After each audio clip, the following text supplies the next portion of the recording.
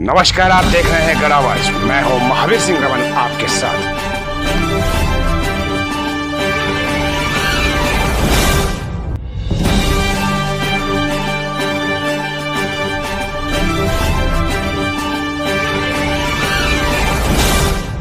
रहना है और इस संगठन की एक ही मूल धारणा है, मतभेद हो सकते हैं लेकिन मनभेद नहीं करना है।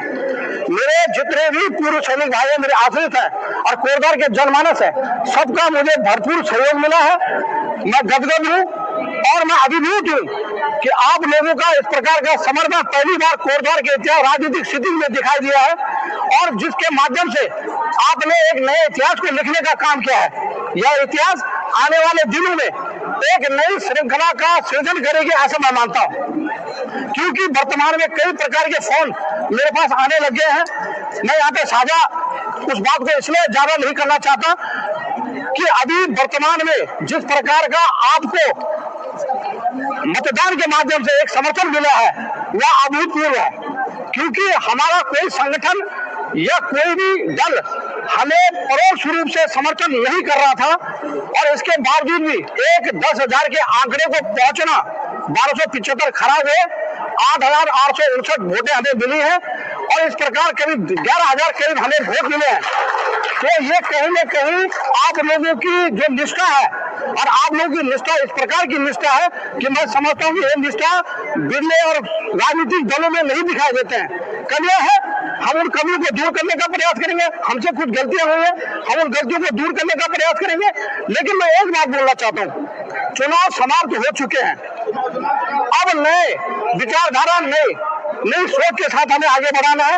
इसके लिए अगर किसी भाई ने किसी को भी कोई गलत बातें की हो, मैं उसके लिए भी क्षमा प्रार्थी हूँ और मैं खुले मन से कहना चाहता हूँ कि किसी को भी हमें अभद्रता या अभद्र भाषा का इस्तेमाल नहीं करना चाहिए। चुनाव सीमित होते हैं, उसके बाद हम एक दूसरे से मिलना है तो इतनी गुंजाइश जरूर रखनी चाहिए कि हम एक दूसरे के गिला शिकवा को दूर करते हुए गले लग सके और हम एक दूसरे का सम्मान करते हुए आगे बढ़ सके। तो मतलब मुझे आर्मी मैन से मतलब है और मुझे उनके परिवार से मतलब है। मैं उनको दिल की गहराई से आभार प्रकट करना चाहता हूँ और हम चाहते हैं कि एक नई रीति बने। जो हमने फाउंडेशन स्टोन, जो हमने एक पत्थर अभी शिलान्यास करने का जो प्रयास किया है, उसके ऊपर एक इमारत बनाने की हम कोशिश करें। जो भयभीत हैं, जो थोड़ा सा अपने उनसे भटके हुए हैं, मैं नहीं तो वो सही, वो नहीं तो वो सही, मैं नहीं चाहता कि मुझे आप में से भी कोई भी समर्थ है आगे हो, हम आपको समर्थन देंगे। जैसे मेरे भाई ने कहा है, यहाँ पे हमको अपना नेतृत्व लाना है। अगर आपको अपने अस्तित्व की लड़ाई लड़नी है तो अपने अस्तित्व को लाना है। ये और चुनाव लड़ने के सबसे बड़ी शक्ति होती है मानव शक्ति, और मानव शक्ति के माध्यम से लोकतंत्र जीवंत होता है। और लोकतंत्र में अगर सबसे बड़ी इकाई अगर कोई होती है तो मतदाता होता है। हमें मतदाता तक पहुंचना है। हमने इस बार थोड़ी हमसे कमी रहेगी कि हमने जनसंख्या घनत्व को, फिर धार्मिक, आर्थिक और सामाजिक परिप्रेक्ष्य को हमने देखा था, हमें उसको राजनीति में नहीं देखना चाहिए। जब आप वोट बैंक के लिए आते हैं, आज क्यों उस दल को जिसको वो दूसरी भाषा में नहीं कहना चाहता कहते थे, आज उनको सबसे ज्यादा वोट वहां से उनको मिले हैं। मैं डायरेक्टली इस बात को नहीं कहना चाहता, तो कारण तो रहा होगा कुछ न कुछ कि विश्वविद्यालय वहां पे जाऊंगा, वहां पे मुझे एक दीक्षांत समारोह बुला रखा, उन्होंने कह रहे हैं कि यहाँ पे आपने अपनी बातों को रखना है, तो हम उनको बातों को रखें, उनको भी अपने अट्रैक्ट करने की कोशिश करेंगे, उनके विषयों को आगे बढ़ाने का काम करेंगे, जिसके माध्यम से हम चाहते हैं कि एक सृजनात्मक सोच आगे बढ़े। कोरद्वार में वही जो पुरानी बातें हैं, पुराने दल है, उनको छोड़ते एक नए दल का अगर हम यहाँ पे सृजन करते हैं, निर्माण करते हैं, तो कहीं ना कहीं समाज आपको सैल्यूट करेगा, नमन करेगा। क्यों?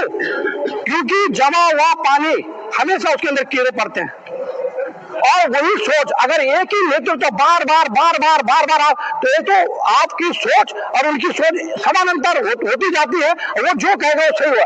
वर्तमान परिवेश में राजनीति में इसी प्रकार के विषय हैं।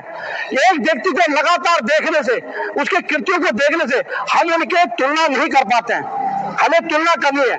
आज एक हफ्ते से ज्यादा समय हो चुका है और जानते हैं चुनाव को एक हफ्ते से ज्यादा हो चुके हैं, रिजल्ट आ चुके हैं, लेकिन अभी तक कोई बोर्ड बैठक नहीं हुई है। तो ये समय काटने के लिए नहीं है राजनीति। राजनीति सेवा धर्म होना चाहिए और सेवक की तरह काम करने के लिए आगे आना चाहिए। हम चाहते हैं कि जो भी अभी प्रतिनिधि चुने हैं उनसे बिना निवेदन करना चाहता हूँ, अपील करना चाहता हूँ कि जनता त्रस्त है। उनकी समस्याओं को सुनो, घर घर जाओ और उनकी समस्याओं के निराकरण के लिए माध्यम बनो।